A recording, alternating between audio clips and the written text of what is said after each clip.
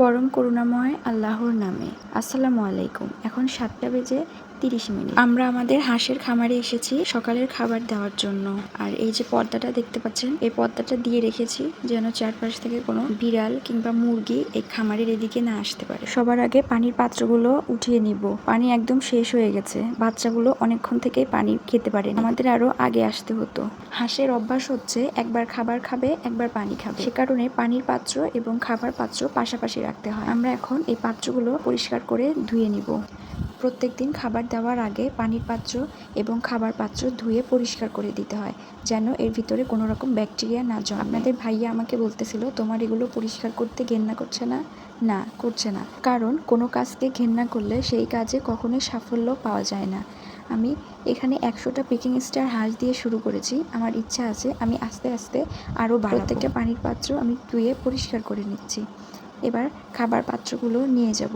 কালকে রাত্রে যে খাবারগুলো দিয়েছিলাম সেই খাবারগুলো প্রায় অনেকটাই খেয়ে নিয়েছে, নিচে গুঁড়োগুলো শুধু রয়ে গেছে। তো এই গুঁড়োগুলো আর দিব না, এগুলো চেঞ্জ করে আবার নতুন করে আমি বলেছি। আপনাদের ভাইয়া বিশ্বাস করেনি, সে কারণে সে আবার হাত দিয়ে দেখছে সত্যিই গুঁড়া না এখনো ভালো আছে।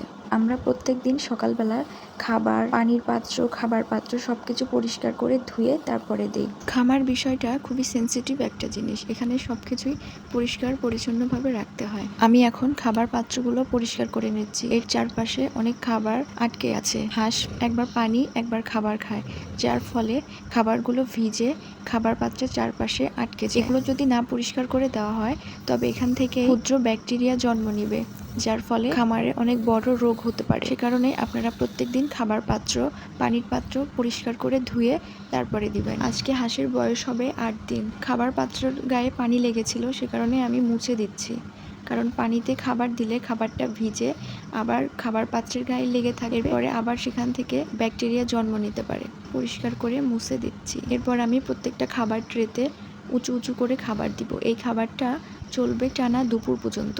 এখন বাজে 7:30। আবার খাবার দিব দুপুরে। আমাদের সবগুলো ট্রেতে খাবার দেওয়া হয়ে গেছে।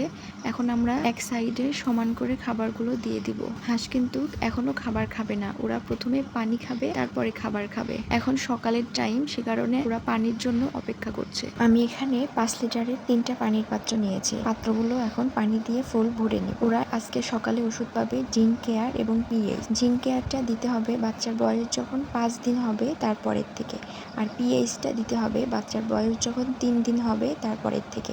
পিএইচটা দিতে হবে দিনে একবার করে। এই 5 লিটারের পানি আমাদের চলবে দুপুর 2টা পর্যন্ত। এরপরে আমরা এসে জিঙ্ক কেয়ার দিয়ে আবার রাত 10টা পর্যন্ত পানি দিয়ে রাখবো। 1 লিটার পানির জন্য 1 ml করে ওষুধ, তার মানে এখানে 5 লিটার পানির জন্য 5 ml ওষুধ। এই যে দেখতে পাচ্ছেন, পানি দেখে ওরা দৌড়ে চলে এসেছে পানি খাওয়ার জন্য। আমাদেরই ভুল হয়েছে, আমাদের আরও সকালে আসতে হতো, ওদের অনেকক্ষণ থেকে পানির পিপাসা লেগেছে। হাঁস পানিতে থাকা প্রাণী, পানির উপরে ওদের টান একটু বেশিই থাকে। সামনের পর্দাটা খুলে দিব, যেহেতু আজকে সকালবেলায় রোদ উঠেছে, যেন ঘরে আলো বাতাস যায়। এই যে এই ফিডগুলো যে বেঁচে গেছে, এগুলো আমি আমার বাড়ির মুরগি কবুতরকে দিয়ে দিব।